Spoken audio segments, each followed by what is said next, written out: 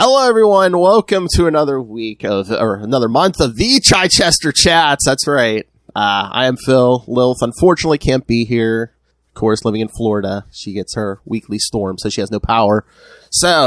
But that's all right, because there's plenty of people here, because, again, not only are we joined by Mr. Chichester, but that legend himself, Fabian Nicieza. If you've read a 90s comic, I'm sure you've read one of his comics. And, of course, now a novelist. Just have to be the 90s. You could have read a comic I wrote in the 80s or the aughts or the 10s. I know, but it just seems like the 90s. 90s, you throw a rock, you're going to hit one of your books. I've been doing this for like 752 years. At least. I was going to say two-time novelist. We're painting you as the young guy. Come on. Two-time novelist. Exactly. Three-time loser. Two-time novelist. Were you nominated for the second one as well?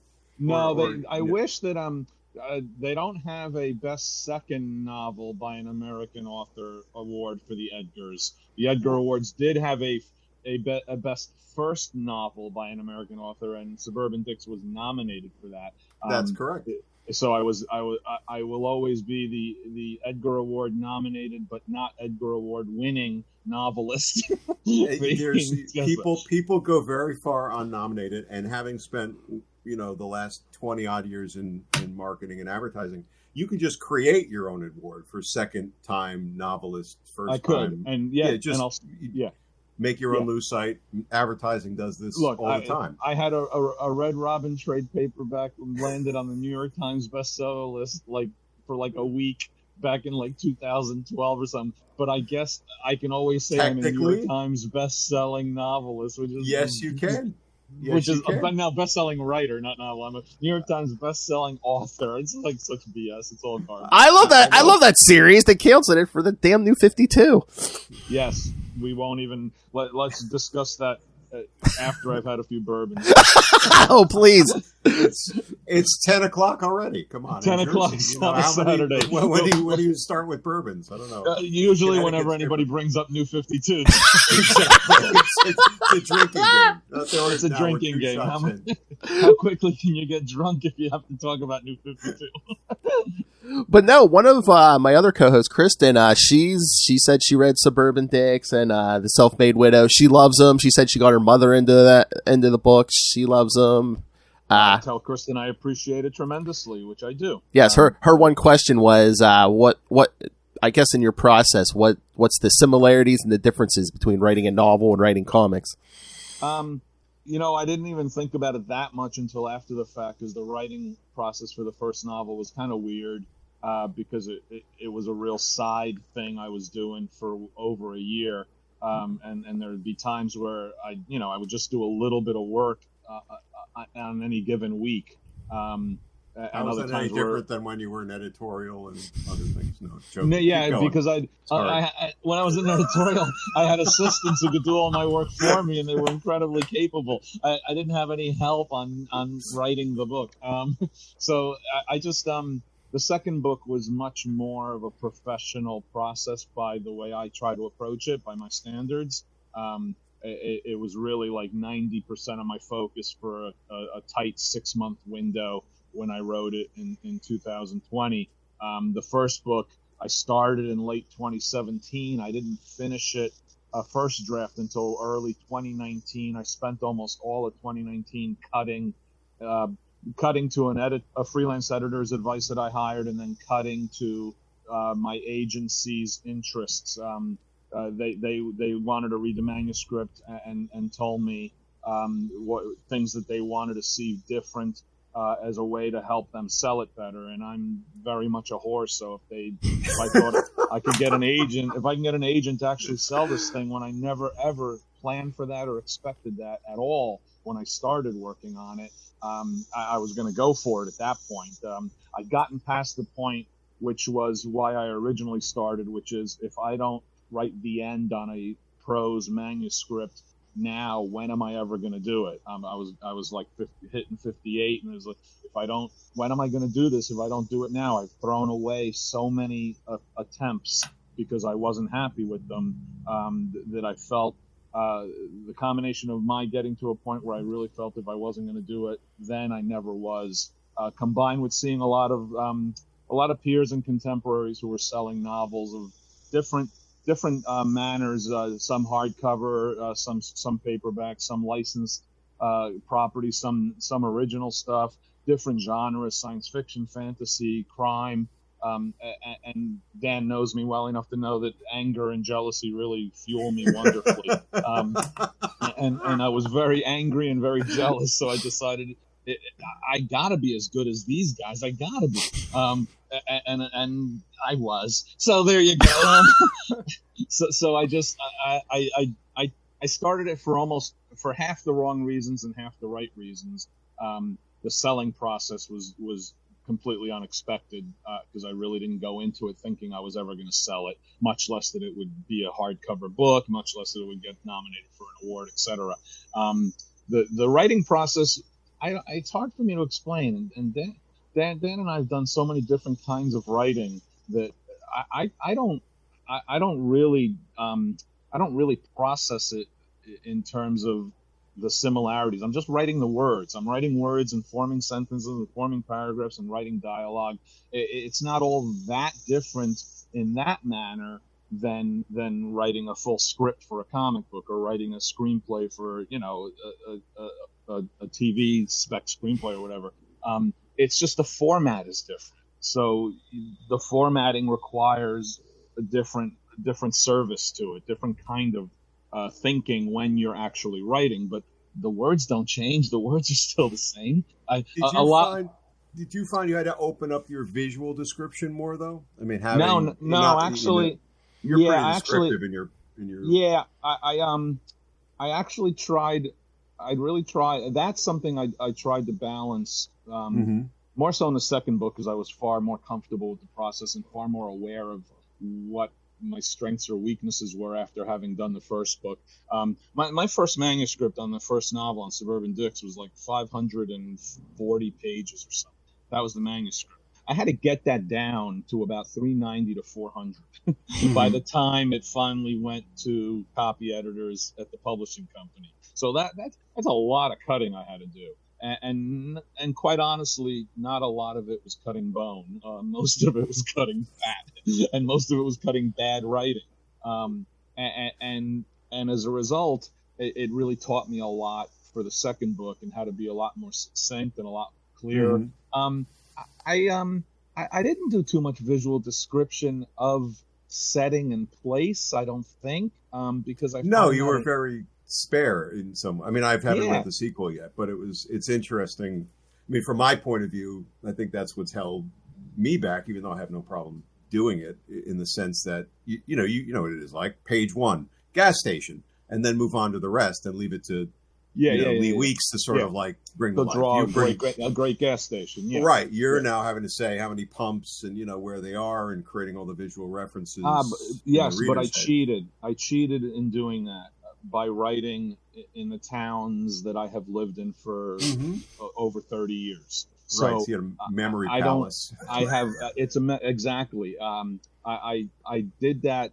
I did that for a lot of reasons, but absolutely one of the reasons was I thought that it would simplify my process. It would make it easier for me because then, knowing the place, I could then choose what it was I wanted or didn't want to say about it.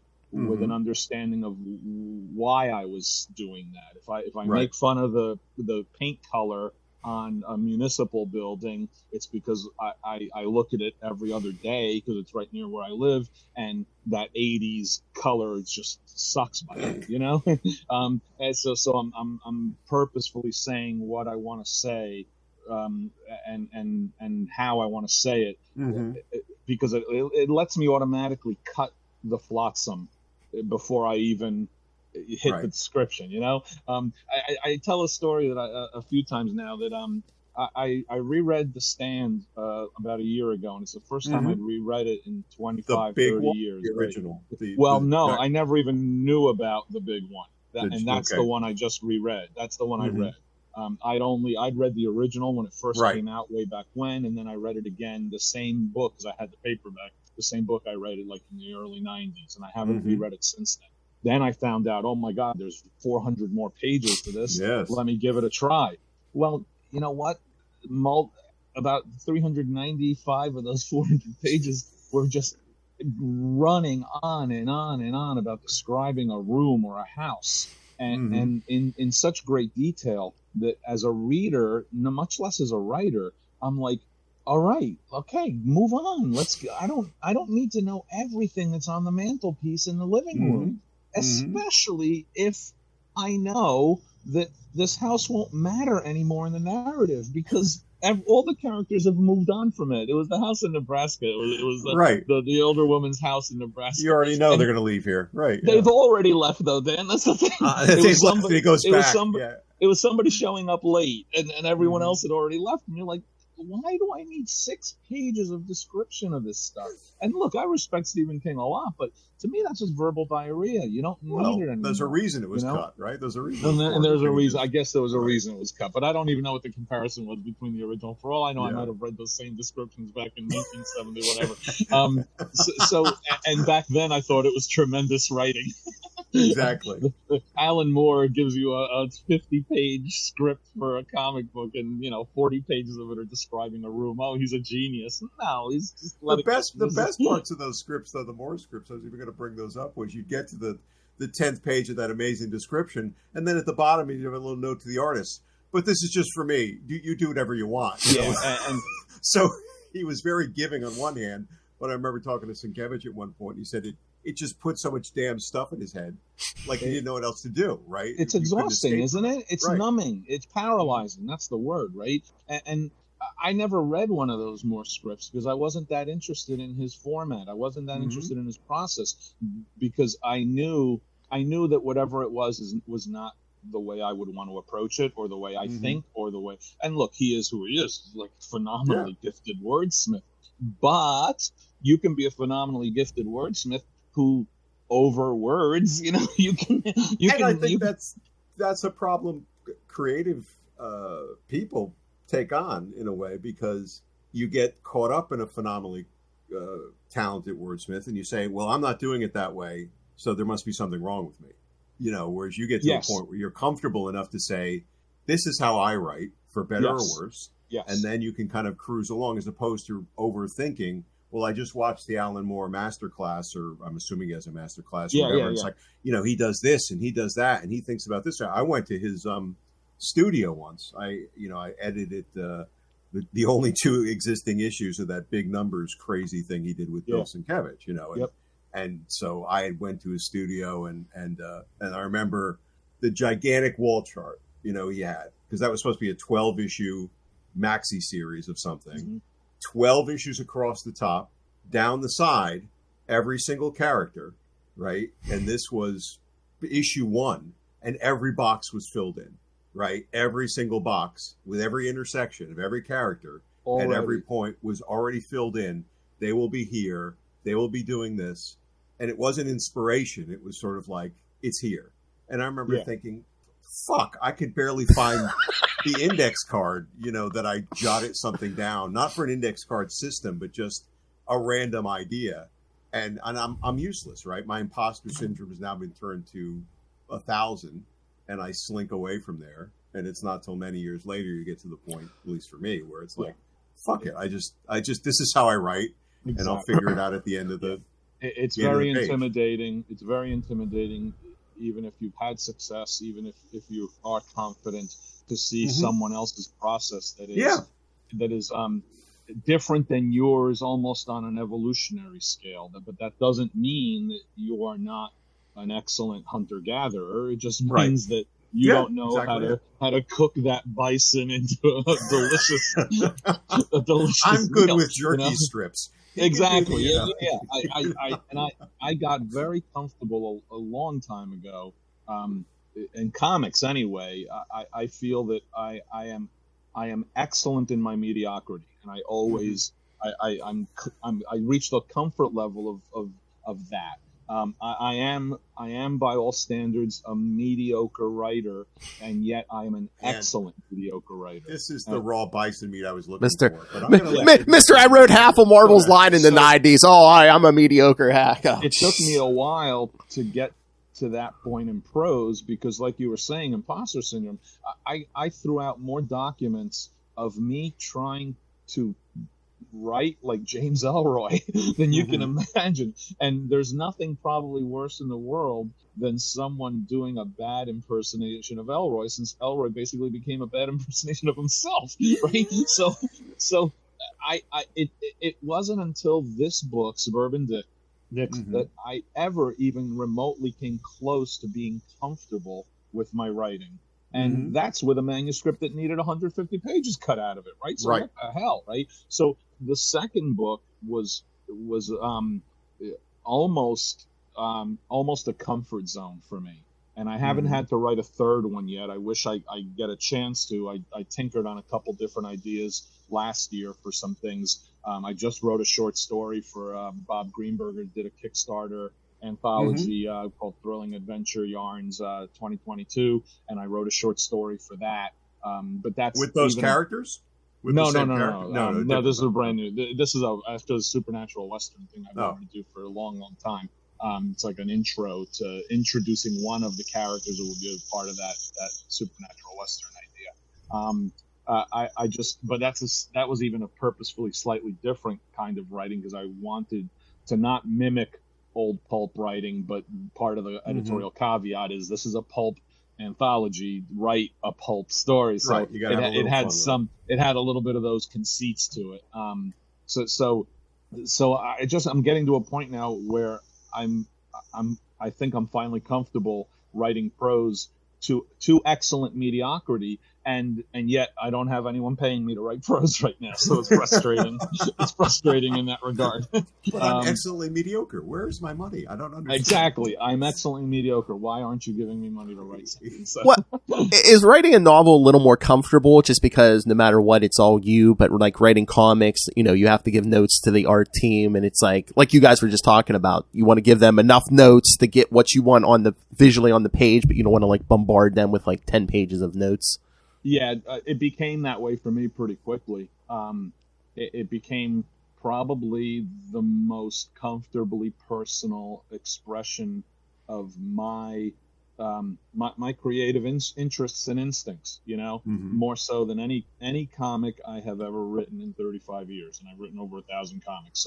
So my two books are more me than anything else I've written in comics. And I think I've written a lot of me in my comics. Even when it's work for hire for established characters, I've always found a way to try to have something to say and to try to say it in a way that hopefully engages your interest rather than kicks you in the groin or hits you in the head with a hammer, with a point of view. But all that being said, none of that even comes close to holding a candle to the simplicity of writing a novel that for better or worse is nothing but you. Yes, there's some editorial input into it, of course, and depending on the quality of your editor, it does nothing but enhance the work. Yes, there's marketing and sales requirements that you have to take into account, but there's no comics code of approval. There's no corporately hired editor who's in an untenable creative position as an editor at Marvel or DC, for the most part. There's none of that. There's no artist to accommodate. There's no colorist to worry about knocking everything out in browns and grays so you can't see anything on the panel. There's none of that. It's just your words and your characters, and it's pretty nice. It's pretty cool. See how freeing that is when you describe it that way, because from the other side, I think about it and my own restrictions or hesitations on things is I go back to that visual like aspect. Not that I have a problem describing things visually, but it's a great crutch, right? It's a great crutch to be able to say. Yeah, it's a great crutch. Right, hyperspace cruiser, off the spirals of Venus or something like that, and that could be a splash page, give them a little bit more room, even a spread. But that's all you have to write in some ways. You can add to it, but then you're just thinking about the beats, and you're not having to kind of bring all of that to life in a way that isn't awkward. Well, Dan, look, and it's still engaging. The short story I just mentioned that I wrote for Thrilling Adventure Yarns anthology is set in 1874 in southwest Utah, Right. outside of a small town called St. George, and near the Paiute reservation area where they'd been forced to live. It probably required more work for me to do a 5,000-word story than it did to write the totality of The Self-Made Widow, which was the sequel to Suburban Dicks. Because I forgot that everything had to be kind of researched and thought through and brought up. Like, the character is the son of a blacksmith who has a small smithing cart that he goes from town to town with because he's a veteran of the Civil War and he's got PTSD, blah, blah, blah. Oh, crap. What the hell does a smithing cart look like? What were they able or not able to do? Can he forge 50 silver bullets using a smithing cart? I don't know. I mean, but then it also, thankfully, thank you, Google, thank you, our interwebs age, it becomes a bit of a pleasure ride, because then you're like, oh wow, this Mormon temple was being built and it started in 1872. So the skeletal framework around which they're going to build the stone on what was at that point the largest temple in Utah, that he's gonna ride his horse right by that on his way back to town, because they built it outside of the main town area at that point until it all connected. And you're like, oh wow, this is fun, this is cool. I'm seeing all this stuff and seeing how it all works. Oh, the cart is big enough, I can have hidden doors underneath it, which makes sense because I need them to have a hidden door underneath the door, et cetera, et cetera. So in that regard, it was a lot of fun. And as I'm writing this short story, I'm thinking to myself, what an effing pain in the ass it would be to write a whole novel of these characters at this time period. Because then you start to get selective, or not selective, but you start to make the choices of how much do you have to describe. Yes, right? Absolutely. Every panel on that cart is not necessary. It's the three, wood slats that are going to define the shape of it, and that there's the hidden whatever switch for that. Yes. Area. If I was as good a writer as Alan Moore, I would have described every plank in the cart and where they emanated from, and the indigenous history of the tribes that lived in those areas where the trees were cut. But I'm not that good a writer, so I can just shortcut it. But even shortcutting it is ultimately somewhat the better creative, maybe not creative, but certainly storytelling choice, right? Because what do you need to communicate, right? For the reader and for yourself. Especially because my 5,000-word story, the first draft was 7,500 words. I had to cut like 2,000 words out of the damn thing. Right. I think I explained more than I needed to in my first draft. As it stands, I got it down to 5,400 words. That was good enough. Bob was all right with that. And wrapping it all the way back around to the original question. As is my wont to talk for 7 hours about one question, leaving you no room for any other questions. There is a difference in the writing, but there's not a difference in that every writer has to be smart about the words they choose to use, how they choose to use them, what effect they might or might not have on a reader. Is it the intended effect or the unintended effect? Novel writing just gives you more control over those words, but it doesn't change the words. You know what I mean? So because for the last 20 years, I've done such a variety of writing in my career to earn a living and to pay the mortgage and pay the inevitable college tuitions. I've become very comfortable in flipping hats real easily. I can do academic marketing, franchise management in the morning from 8:30 to 11:30 or 12, and then in the afternoon I could write a Nova short story for a Marvel anthology. And everything about those two things are different, except the language of the words that I'm using, and the format in which I'm plugging it in. So you get older, you've done so much of it, you've done it for so long that once you know the template of what it is you're writing, then it's easier to plug into that template and switch gears quickly. Right. It's the old thing of like, wow, you wrote those 500 words really fast. How long did it take you to learn how to do that? 20 years. Yeah. Yeah. Yeah. Phil, you got a question? Any fast writing usually took years and years to get to it. Even a 7-page short story for Nova still required years of having written to understand how to structure a 7-page story so that I have an actual beginning, middle, and end to it. Did you do a lot of I mean, obviously you've done a ton of other writing, but did you do a lot of short story writing before you did the novels? Like, no. Did you find so that wasn't back in college. Back in college, I did a lot. In high school and college, I did a lot of short story writing.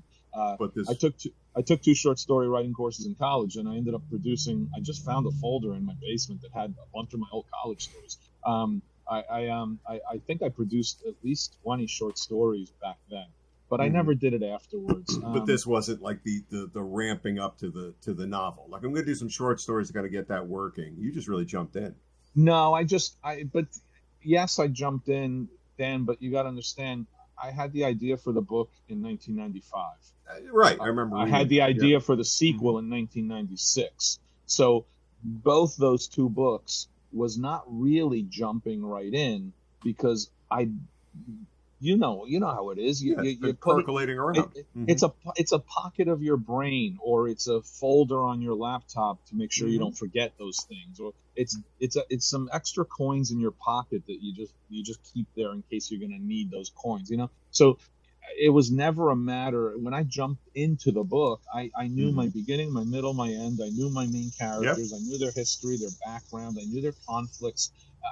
I knew the themes of the book already, and the themes had actually evolved over those years in a very good way, in a better way for the book, because the book originated as revenge against a gun club in my real life that was outdoor shooting, and occasionally bullets would come the way of our houses, and we lost a political fight to ban their outdoor shooting, and so that was my revenge. In my brain, my story was, what if we find out these old townies did something years ago that discredits them so badly that they have to shut down the gun club? That's what the original gestation of the whole thing was, and over time it evolved into a smarter, better story as a result of living in this area for the next 20 something years, being in a minivan with a soccer team of a group of girls, and looking in the rearview mirror and realizing all 7 kids in your car are of different ethnic, racial, cultural backgrounds, all 7 of them. And you're like, oh, that's interesting. So those things all percolated over the course of time, but structurally, for both books, structurally, the foundations were there, 25 years ago. I mean, I'm sure you're going to say it's not short, but I mean, the decades of writing monthly comics, is that like short story writing almost, like Dan was saying?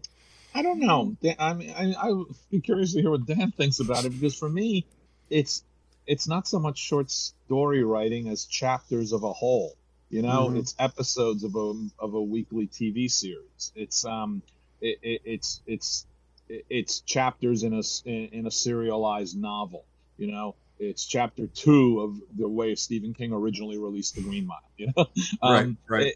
That's how I always thought comic book writing, but that's only for standard monthly stuff. You certainly can do miniseries that are different structurally. You certainly can do one shots and even self-contained issues of a comic that are a little different structurally. But even a self-contained issue done in one, as they call it in a comic book, still is beholden to what happened last month, and is still beholden to what you're trying to do next.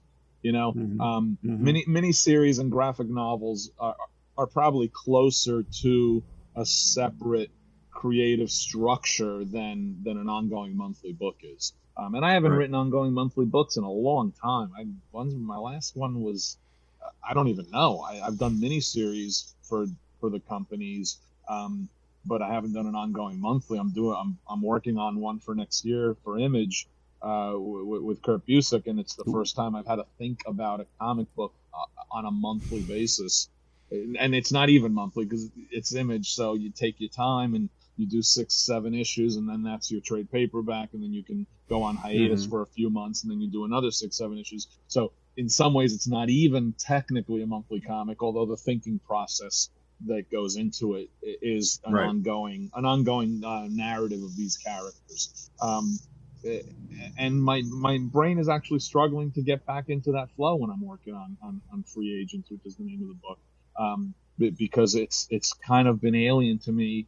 The last monthly book I wrote was Legion Lost, and that was 2012, and I quit it after 3 issues, but I really quit it after 6 issues. Get that bourbon out. Get that bourbon out. The bourbon. Got the damn. Where's the damn? There's a bourbon. You got the quiet quitting going on from them. Straight vodka. Yeah, nice. No, it wasn't quiet quitting then. I quit after I submitted the script for the 3rd issue, and the editor Brian Cunningham, who was really a good editor and a good guy, and he deserved far better than having to work on New 52 in that editorial administration. He said, seriously, can you at least do through issue 6 so we have a trade paperback, please? It's going to look so bad. We're having so many people quit or get fired off their books after just a few issues. And I'm like, well, maybe that should be telling you something. Exactly. He's like, no, we know. I was like, yeah, you know, but you're not doing anything about it. So I said, fine, Dan. I said, fine, Brian, I'll stick with it. I'll do through 6 issues, and that was it. So I did through 6 issues, and that was it. But I wish in hindsight that I just said, no, you know what, Brian, tough luck. I'm out of here, because it was just such an unhappy writing experience that why subject yourself to 3 more months of unhappiness if you don't need to, you know? Very true. All right, and now to bring it around to the topic. Is it topic? Well, no. Well, yeah, the Dead Man's Hand crossover. Oh no! I just want to know what you guys remember about that whole process, and I hear something about an infamous lunch, playing this whole thing out. I don't remember any of it. Look, I read the trade paperback, copy on the back to sort of get up to speed. So I flipped through a bunch of the issues, and I got to admit, I did reread my Nomad issues. It's the first time I've read Nomad in 20-something years. Wow. I told you guys on my emails that, I didn't remember anything of this, except that I think it was all my idea because I wanted to get Nomad sales to stay higher and not have that post 2nd, 3rd issue drop off. So I think I wrangled these guys into agreeing to do a crossover. That sounds right. Having said all that, I will say that it's probably a perfect example of the second worst reason to do a 90s crossover that you can imagine, which was I want to keep sales up. Rather than this is really good and important for the characters and the storyline. The worst reason to do a crossover, which Dan will agree to after the fact, is when Upstairs demands that you have to have a crossover to make a quarterly budget estimation or to exceed a quarterly budget estimation so that the stock can go up, so that billionaire scumbag Ron Perlman can make more money off of his raping of your company. That was the single worst reason to do a crossover. But that would be great back cover copy, Yes. Promotion. So scumbag, Ron Perlman, can make billions. That's why we wrote this story. I would agree. I do believe you wrangled us. I think I've told Phil and Lilith that before, but I also said this was just one of the, from what I remember of it, beyond the fever dream of that back cover description, which just sounds like total insanity as a story. Was we just BS over lunch and just said, okay, we sort of had all the story beats and just handed them out to each other, and then just probably stayed in touch to make sure it all coordinated. It was one of the easiest things could possibly imagine. Look, and I got to be honest with you, just looking through it the last couple of days, and it's the first time I've looked at it, like I said, since we published this thing. I was actually surprised by 2 things that I didn't remember. Number one, we didn't tell it in a linear fashion. Mm-hmm. We allowed each book to be telling its own story, and wherever characters overlapped were at different points in the different books. Mm-hmm. And I found that interesting. So Punisher and Daredevil overlap here at the cliffhanger of your issue, just as a hypothetical. But in Chuck's, was it Chuck? Yeah, in Chuck's issue of Punisher War Journal, that event takes place in the middle of the story because it's a natural flow to what he was doing. Right. So I do, and that made me remember that we talked about it as if look over Las Vegas and see all these idiots running around like crazy, and you overlap, you cross streets here or you cross paths there, and it's a big picture that we're all telling in individual chunks in our books. So I forgot all about that. I thought it was a linear crossover, like the usual baton pass, like that. Yeah. And it actually all flowed in terms of that aspect of it. It all coordinated. It all worked. And I just thought of this last night. I was looking at the last couple issues last night, and I said, "Holy crap, we're pretty freaking good writers because we were able to navigate this and make it work smartly and not contradict the story, not contradict each other." That's so rare in a crossover. Well, I think you hit your goal. I mean, if you wanted to, get more eyes on Nomad, I think you succeeded, because as a reader, I liked it because, some of those 90s crossovers, you could lose the flavor of your book. I mean, each one, your Nomad issue were Nomad issues. Daredevil issues were Daredevil issues. Yes, they were. Yes. You're right about that. And all three books retain their distinct personality. It helps that two of the books have first person narrative. And that really helped. The other thing I noted, it was so interesting, like watching Scott's evolution as an artist taking place, and where he ended up from where he started out. And we're still it felt like while I was looking at this without knowing the exact issue numbers, I didn't look at the issues before this. I just looked at the crossover when I looked at the Epic collection. It almost seemed like he was starting to find his visual voice during the crossover in a way, because he started to experiment a lot more with blacks and a lot more with panel layouts. And I think he got there so much quicker afterwards, especially when you change the costume. I remember all that. I haven't looked at these issues in 25 years, but I remembered the distinct change in his art style. And in my mind, an improvement on his art style, an evolutionary improvement on his art style, which you always want to see with artists who get their first monthly gigs, and how that actually helped and affected your writing of the book, because it got sparser, tighter, and leaner, and a little meaner. And now it made me go, shit, I want to read the Daredevil issues after this. And they get meaner. I want to reread the costume change and all that stuff, because that I remember being the time period where I thought you and he really started to hit a really nice stride. Oh, thank you. And I agree. I think before that, we're always kind of spinning our wheels as we're finding our voice on a book, or finding our simpatico nature with an artist, or sometimes not finding that simpatico nature with an artist. Right. And sometimes you need to take a step back. You need time to look back at it and go, wow, watch this evolution happen. Watch this progression happen. And it's always kind of interesting to see.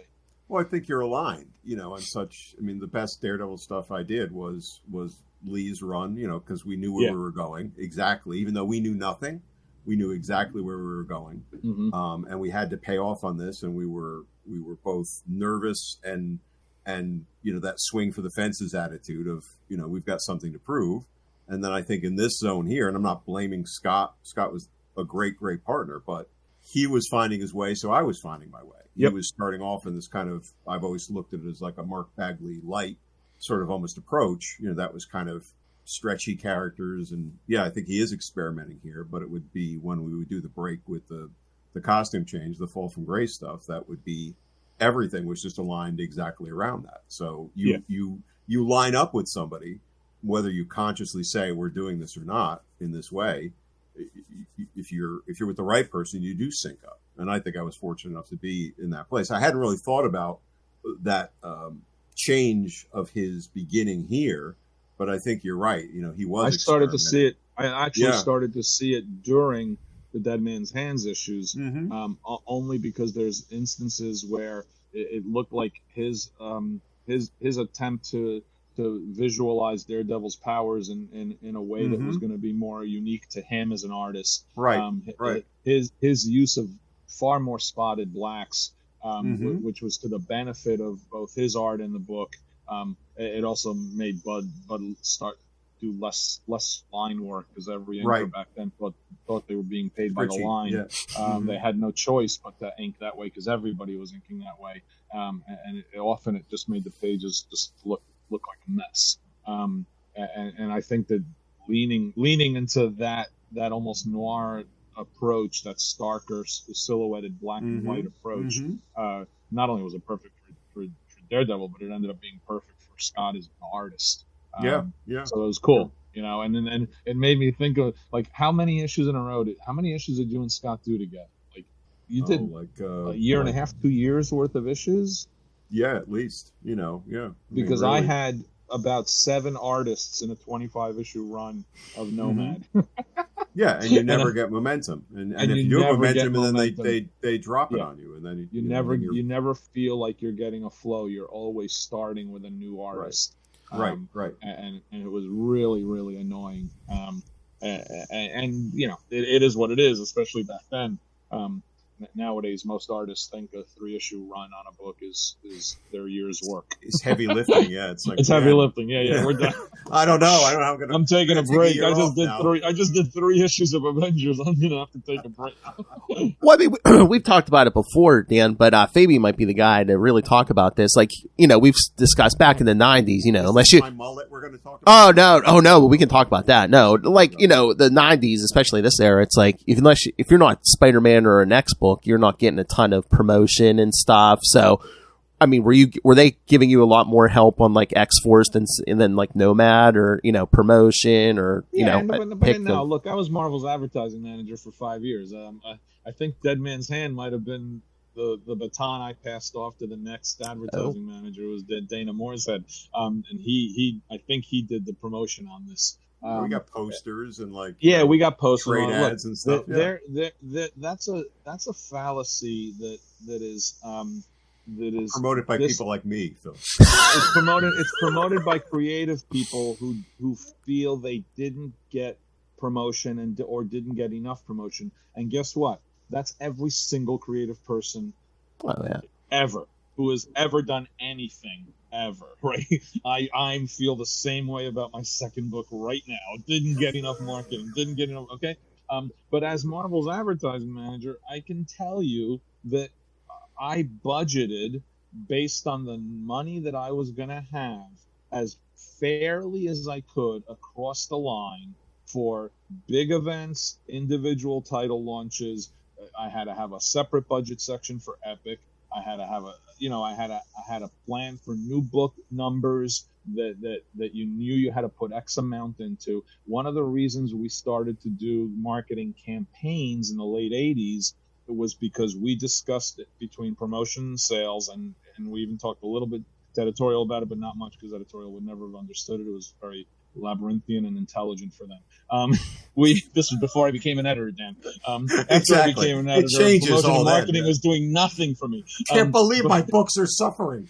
Who are these people? We created the marketing campaigns like Heroes for the 90s, where we launched one new title from January to June, because it allowed us to, from a financial standpoint, lump multiple titles into a campaign and get all of them equal amounts of attention. Let the weaker ones benefit from the stronger ones. Let John Byrne's name attention on She-Hulk benefit Jim Valentino's lack of name attention for Guardians of the Galaxy. That kind of thing, It allowed New Warriors to coincide with Ghost Rider, which was going to get more attention just because it looked so effing cool, and everybody thought New Warriors was going to suck.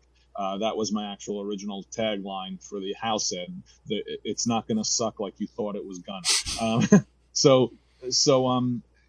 It's just a fallacy. The truth of the matter is that when you're publishing 60, 70 titles, you cannot promote every single title every single month. So you have to give promotion and sales departments something to sell.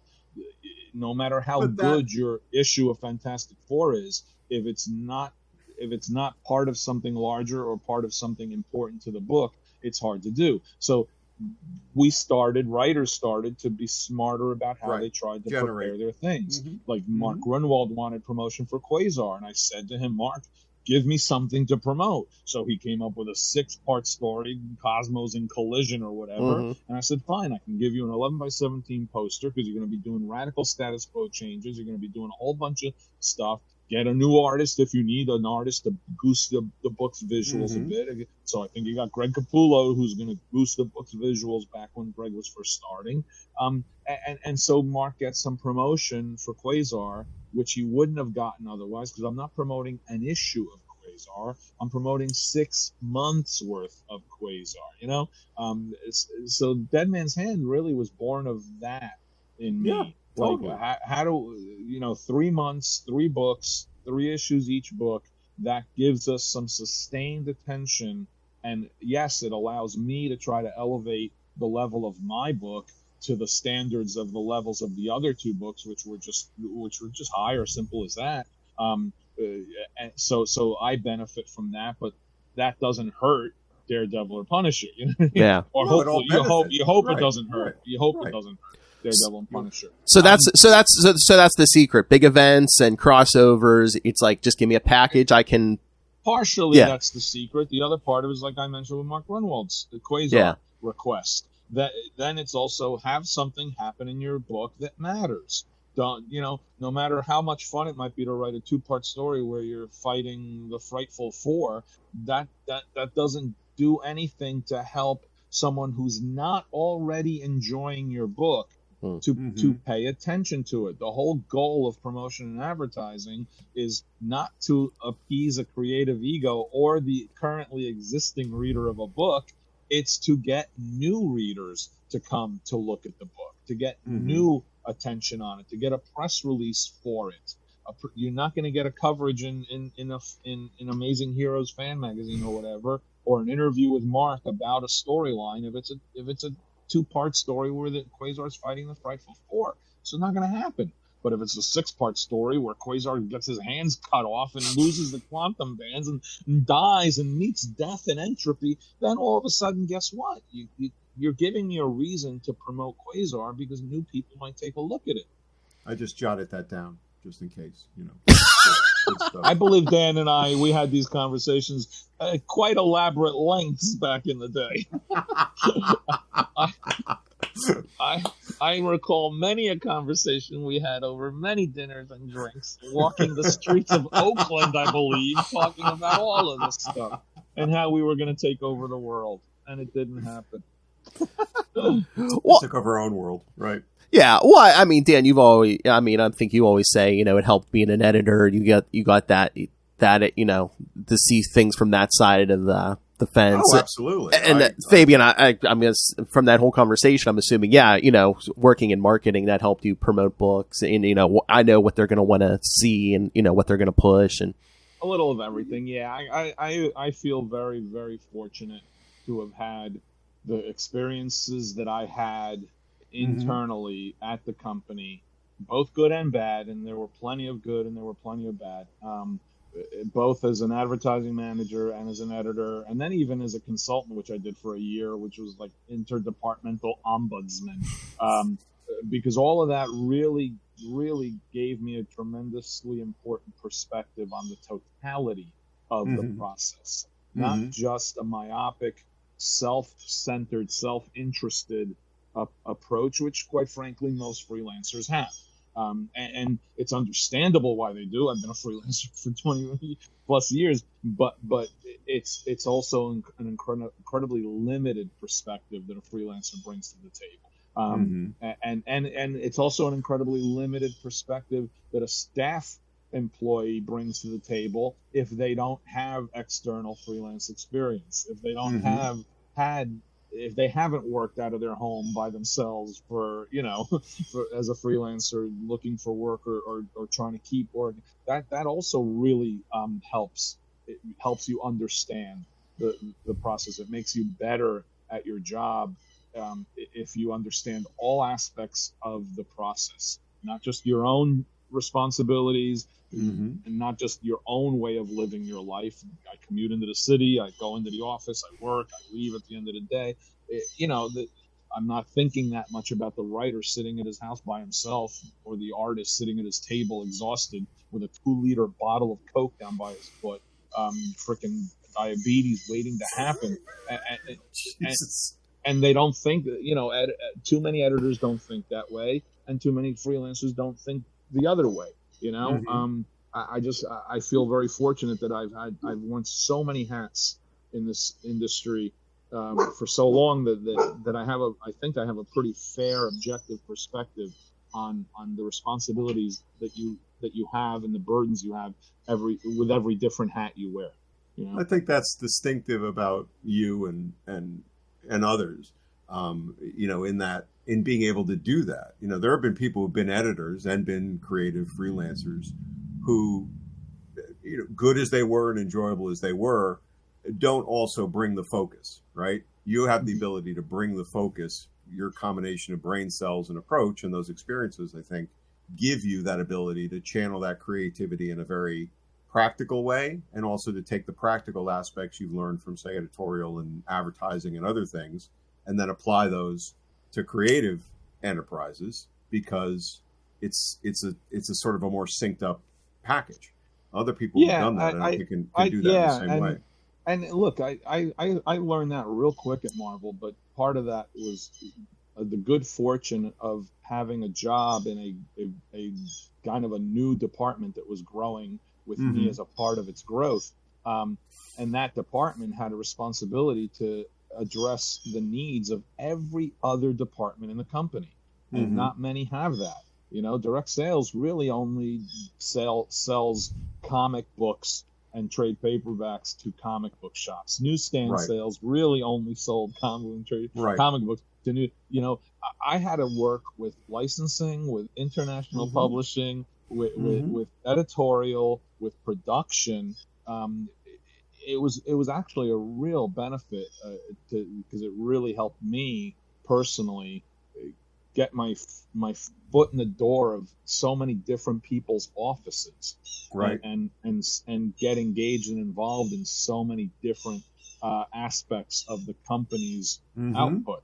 That it gave me a perspective that Ralph Macchio would never have. Ralph wouldn't have wanted it, but you understand what I'm saying. Like, an editor who comes into his office, goes, never leaves those confines. Never leaves lunch. Those confined things. Gets his books out. Usually gets his books out on time. Hires smart, good, creative people. Is a good, smart editor, but has zero inkling or understanding or knowledge or awareness of what's going on around them in the company. Right.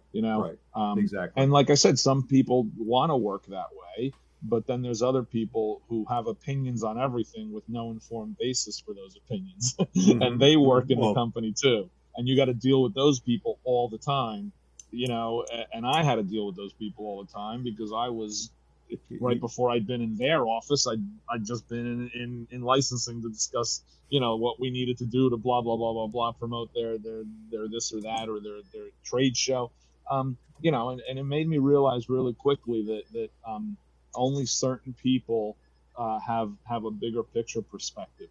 And that benefited me, quite frankly, because, I was able to use that to my advantage whenever I kind of wanted to, because I could lie my way through pretending I knew something they didn't know, or I could tell the truth and know something that they didn't know, and it gave me internal leverage. I think that's a good way of saying. I was going to say Machiavellian manipulation, but that doesn't sound nice. So that could be the title of the next book, but it's true. Machiavellian manipulation. I love it. Well, that's like I said. The self-made widow actually goes in the self-help section as well as the fiction section. It could. It could. If you're interested in killing your husband, it certainly could. But I think that's intuitively I understood that, but when you articulate it that way, it's something I hadn't really thought of in that way, but it's true. There is a very insular nature to different editorial offices, even on the business side or the different business units side, and your ability to get exposed to so many of those people and personalities and play that or just become informed by it, helped keep you extremely involved, but also separate enough that you could see even more of the big picture than even the smarts. I was editor-in-chief of Acclaim Comics for 1 year, and I was president and publisher of Acclaim Comics for another year. 2 years total at Acclaim Comics.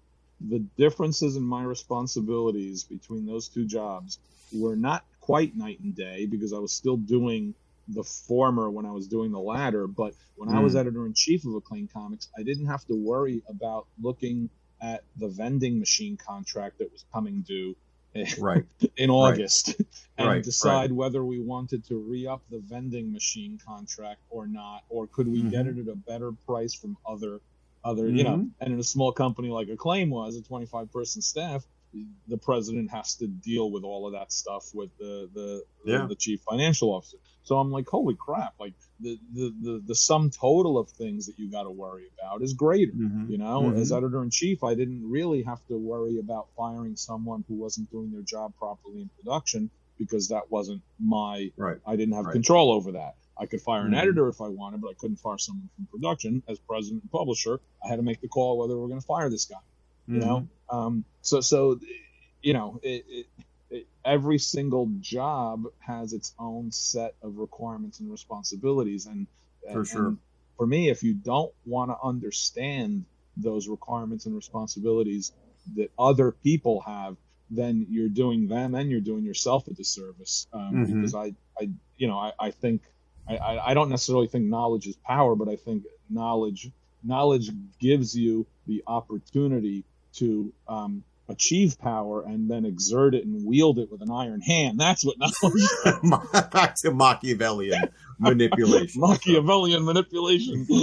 A new Suburban Dicks mystery. Throw a TM on that and you're in business. If my laptop starts jerking around more than it already does because it's just sitting on a pillow on my lap, because the dog came out on the porch and she's nuzzling the pillow to try to get my attention. Look, she just went under my legs and she just jostled it again. Now she's laying down, so we're okay. Down, Deadpool, down. That's the other thing. Dead man's hand. Oh, where'd he go? The dog hit the button. The jostle happened. I think that laptop just went over on its side. He's cursing at a broken laptop. I mean, again, like I said, in the crossover, I love that each book retained like its own flavor, because again, in 90s crossover, sometimes you could lose that, and everyone brought their favorite toys to that crossover. You know, Deadpool showed up in Nomad, there he is, and Terror showed up in Daredevil. Was that jostle that just went over on the side? I'm not kidding. Yes, my leg jerked and my hand hit the keyboard and closed me out of the session. I was like, I had to jump back into the session again. At least the hardware's still working. That's important. Hope you're talking about the computer. Little of each. Okay. But yeah, I've just enjoyed this conversation sitting here again in 1992 reading Dead Man's Hand. If you would have told 14-year-old me that I'd be sitting here talking to you, I would say you're a effing liar. This is incredible. Yes. I love these conversations where we find out how the sausage was made, and Yes, because there's nothing more appetizing than knowing how the sausage is made. Right, exactly. If it does anything, it makes you want to have a sausage sandwich. Boy. Yeah. Here, let me tell you the parts that went in there. Yeah. You know how the sausage was really made. So, awesome. All right. We're still on for the end of September. Right. Yeah, we are, right? We got launch plans in September. Yes, the 29th. Oh my! Any of your listeners who see us together in New York City, Phil, if they snap a picture from a distance, do not approach us. Do not approach us, please. Do not approach us. Snap a picture of us together. Don't feed them. We'll give them a special prize. If anything like that actually happens, they'll be shocked. Yeah. We don't know where we're having lunch yet, so exactly. By all means, if you're listening to this, just wander all over Manhattan. Manhattan. Yeah, yes. It's a small little island, no problem. Oh, I'm sure you'll see us. I almost forgot you guys were both at Terrificon, right? I mean, I said you were probably getting your stories straight, right? Yeah. Yeah, we didn't get a chance to. We wanted to get a chance to talk. We just never got a chance to. Yes, we got to see each other at Terrific. Which was nice. it was a good show. It was a decent It was a show. very I good actually got very jealous, Dan, and jealous and anger go hand in hand. So I got very angry too when I saw that great picture you guys all took and posted on social media. You had your little Marvel. I know. I sent people over to get you, and they came back with Hama. So I said, I'm not Larry Hama. It's it's that usual Asian Argentinian prejudice where everyone thinks there's a confusion, there. I would have loved to have been in that picture. I would love it too. Over there, trying to get everybody in on that, and it would have been really single cute. Selfies. So I said we got to get everybody here. We're all in this place, and so it was a really good picture. I really like. Yeah, it's a really good picture. Are you going to Baltimore? Are you going to go to the Baltimore? Everybody says Baltimore, and I've never been. The only two shows I've been to in 20 odd years, Fabian, were those two Terrificons. The one the year before. Not even New York Comic Con. You haven't gone to? No, I've been. So I get a lot of "You're Still Alive," that type of thing. That's always a good thing. So I'm kind of like a rare commodity for. Baltimore's a good show. Baltimore's very similar to Terrificon in some ways, just a little bit bigger. It's very comic book focused and comic book centric. I've heard good things about it. Everyone keeps saying that. They're not shows I do. Those aren't shows I do great at financially at the table the way I might at New York Comic Con or a smaller show even, because I cater more to civilians who know Deadpool but don't have a clue about comics. But for the same token, in Baltimore, you get to see a gajillion people just like you do at Terrificon. So that aspect of it is nice. If talking to other human beings is something you like to do. It's for me personally, it's something I try to avoid, but other people may really enjoy that. Enjoy the hellos, yes. So it's a good, so it's a pretty good show for that.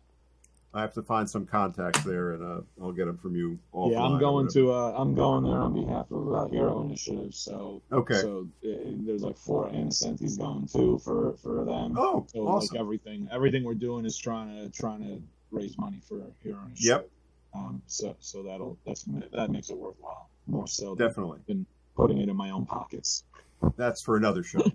That's for another. Yes, that's for every other show. Every other show. This one is the karma that fuels the others. Is me being magnanimous and charitable and just noble in a way that the other 100 shows are. Exactly. New York Comic Con. I just throw the money in the bag. Damn it! Give me the money. Give me all your money. So yes, and I love the fans. By the way, I love them. Just when they give me money, I love the fans. Love them. Phil, I'm kidding. This is all joking. Sure. No, college tuition's paid off. I'm an old man. Oh.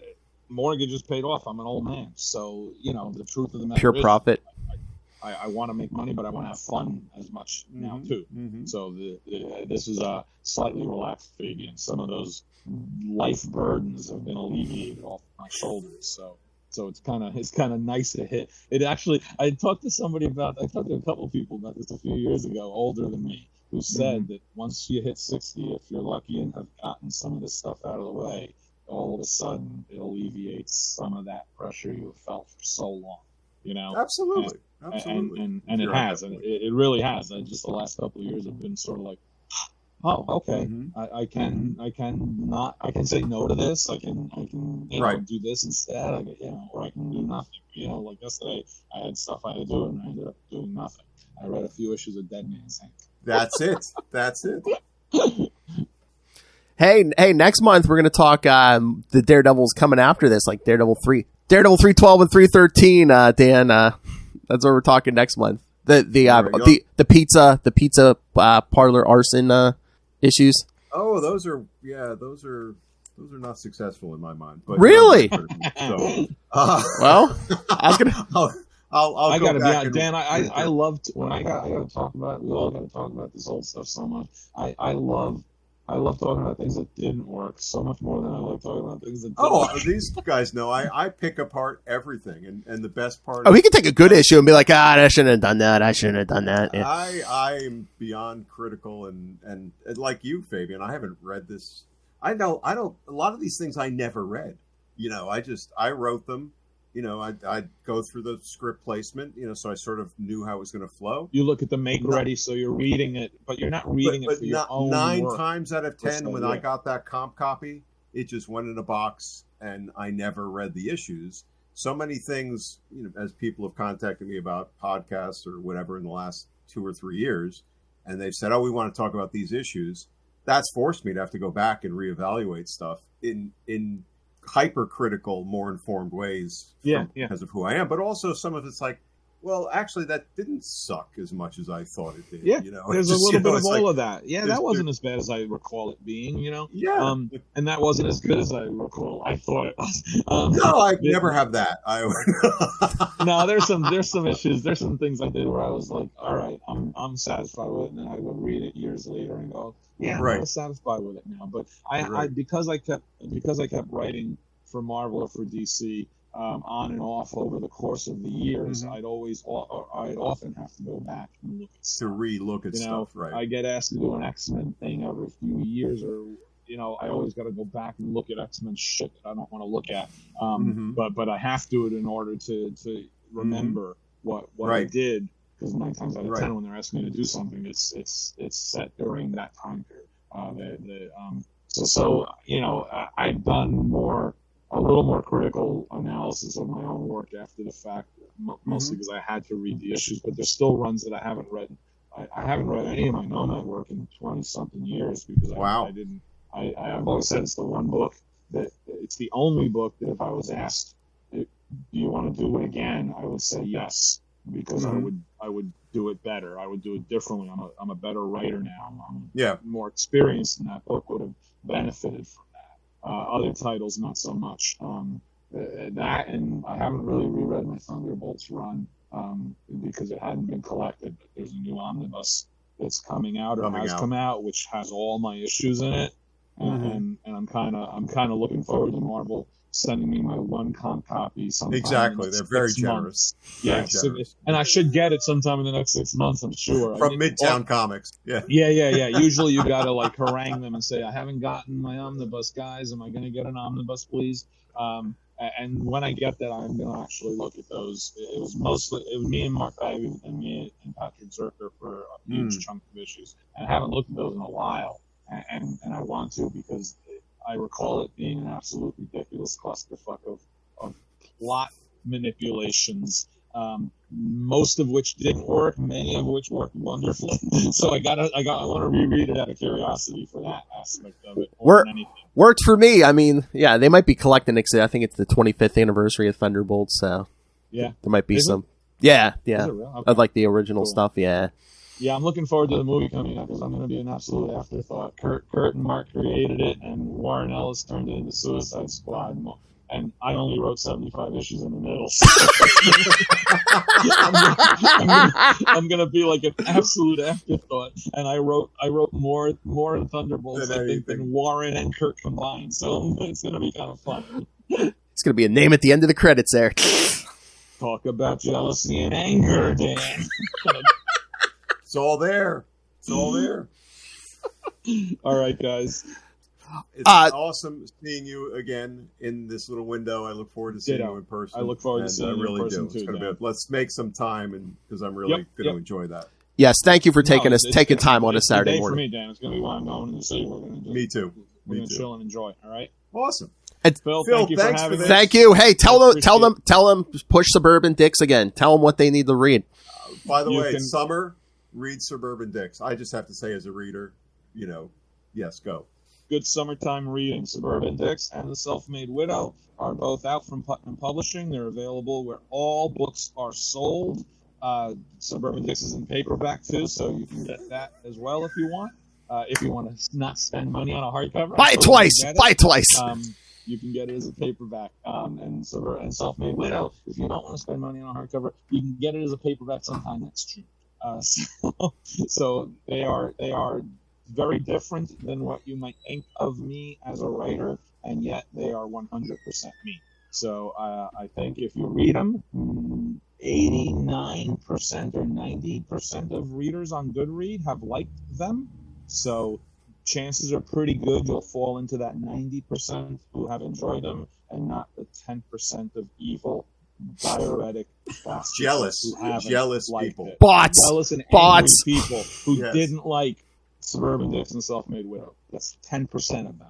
Gave it 2 stars or 1 stars. Everyone else gave it 3, 4, or 5 stars. And it probably was like, oh, Deadpool didn't show up or something, you know. Something like that. No, mostly actually, especially for the first book, it was white people who didn't like seeing white people be bad guys. Honestly, Awesome. That was the gist of most of their complaints. Damn white people. So anyway, give it a try. I hope you enjoy them if you do. Do not even go to me, Phil. We cannot follow that up with any self-promotion. It's all about those books. So go for that. Thank you. Appreciate it. All right. Again, there's show notes. We know where to find Mr. Chichester. All right. Yes, thank you. But gentlemen, both, thank you. It'll be wandering the streets of Manhattan on the 29th. Just look for it. Hey, record that conversation, man. I'll make an episode out of that. Take care, guys. Everyone All right, have guys, a good day. enjoy your weekend. Thank I'll you. see you next month, and bye-bye. All right. Bye-bye.